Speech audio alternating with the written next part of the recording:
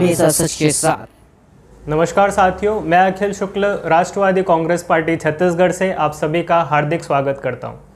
साथियों, जैसा कि आप सभी को विदित है कि मरवाही विधानसभा उपचुनाव का बिगुल बज चुका है और तमाम राजनीतिक दल अपने अपने कार्यकर्ताओं के साथ चुनावी प्रचार के लिए मैदान पर हैं। और इसी कड़ी में राष्ट्रवादी कांग्रेस पार्टी छत्तीसगढ़ भी हमारे जो प्रदेश अध्यक्ष हैं राष्ट्रवादी कांग्रेस पार्टी के श्री नोबेल वर्मा जी, उनके आदेशानुसार अपने उम्मीदवार की घोषणा जल्द करने जा रही है।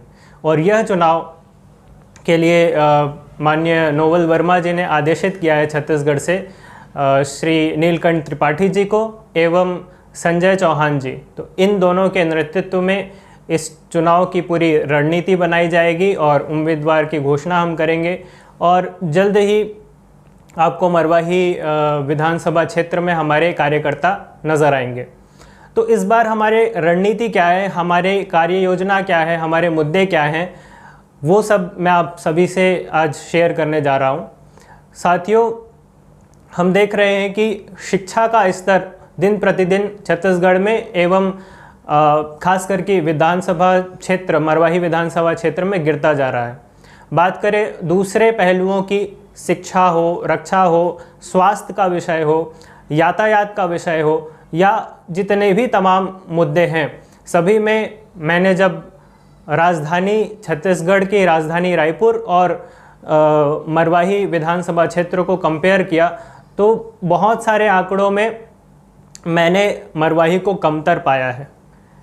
कम से कम समानांतर नहीं तो कुछ 19-20 का फ़र्क हो फिर भी समझ में आता है।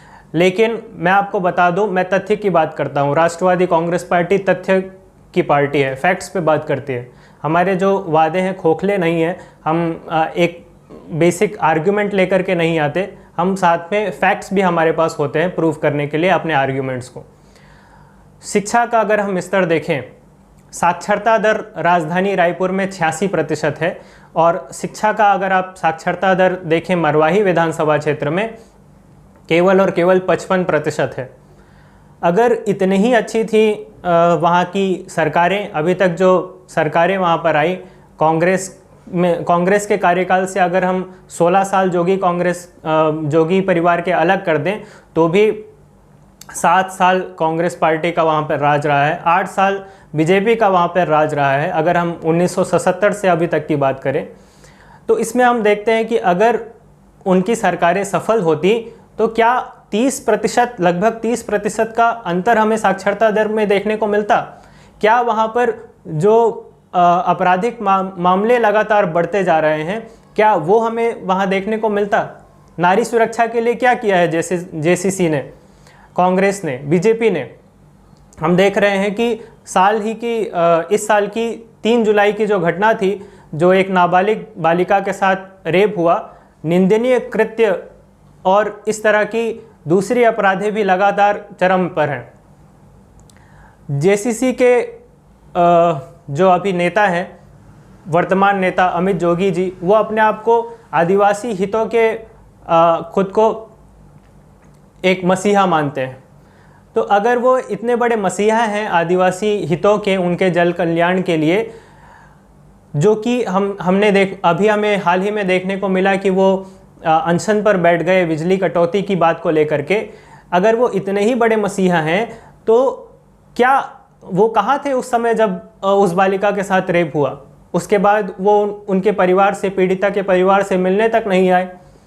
तो क्या ये कहना गलत नहीं होगा कि उनका आमरण अनशन पर बैठना केवल एक राजनीतिक स्टंट था, जो कि उनके ही माताश्री ने उनको जूस पिला करके फिर बंद भी करवा दिया?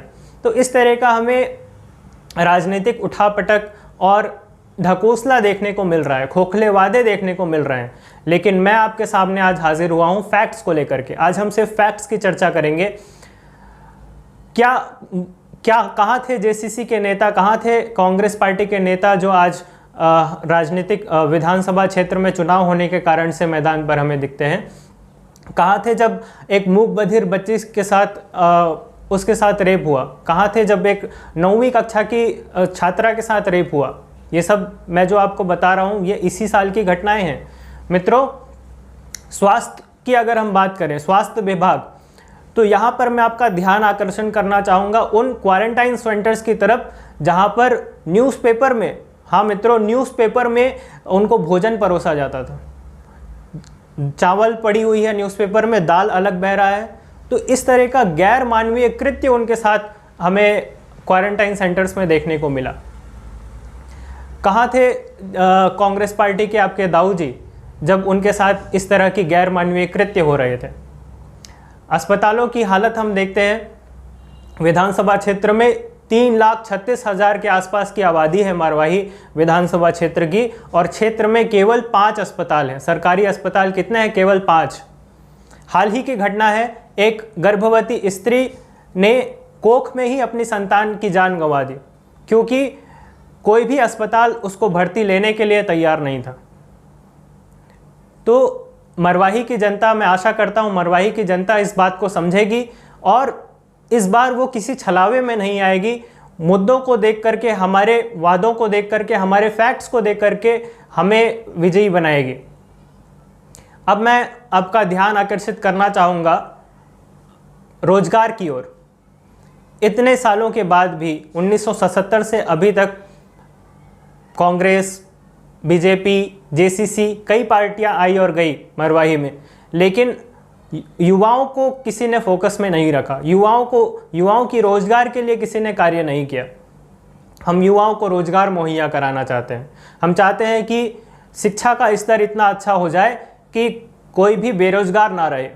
अगर आपको आज़ादी के इतने साल बाद भी मनरेगा में जाकर के गड्ढे खोदने पड़ रहे हैं तो इसको आप सही मायने में रोजगार नहीं कह सकते। ये केवल एक गधा मजदूरी आप कही जाएगी। फिर मैं आपका ध्यान आकर्षित करना चाहूँगा, ये बात हुई युवाओं की। आपराधिक मामलों को कैसे रोका जा सकता है मरवाही विधानसभा क्षेत्र में?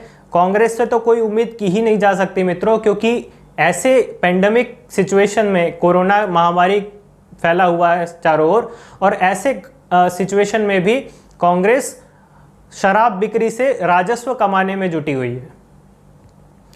और आप सभी को मालूम है शराब आपके बुद्धि को किस तरह से भ्रष्ट करता है। इससे क्या आपराधिक मामले कम होंगे या बढ़ेंगे? जाहिर सी बात है, इससे आपराधिक मामलों को और ज़्यादा बल मिलेगा। तो क्या यह कहना गलत नहीं होगा कि उनकी ये पॉलिटिकल विल ही नहीं है, उनमें ये राजनीतिक मंशा ही नहीं है कि अपराध कम हो, उनमें ये राजनीतिक मंशा ही नहीं है कि युवाओं को रोजगार मिले, उनमें ये राजनीतिक मंशा ही नहीं है कि नारियों के साथ जो बलात्कार हुए हैं, जो क्वारंटाइन सेंटर्स में, या जो उस महिला के साथ गर्भावस्था में जो गैर मानवीय कृत्य हुआ, वो ऐसे आपराधिक मामले कम हों। अगर उनकी मंशा होती तो उनके पॉलिटिकल एजेंडे में ये टॉप पर होता, लेकिन हम सभी को मालूम है इस पर किसी ने बात नहीं की, सभी इस पर चुप हैं। तो ऐसे समय में राष्ट्रवादी कांग्रेस पार्टी छत्तीसगढ़ ने अपने दायित्व को समझते हुए हमने ये फैसला लिया कि हमें भी अब राजनीतिक मैदान में उतरना चाहिए। आशा करता हूं कि मरवाही की जनता हमारा इस चुनाव में साथ देगी। इसी के साथ मैं अपने वाणी को विराम देता हूं। जय हिंद, जय छत्तीसगढ़।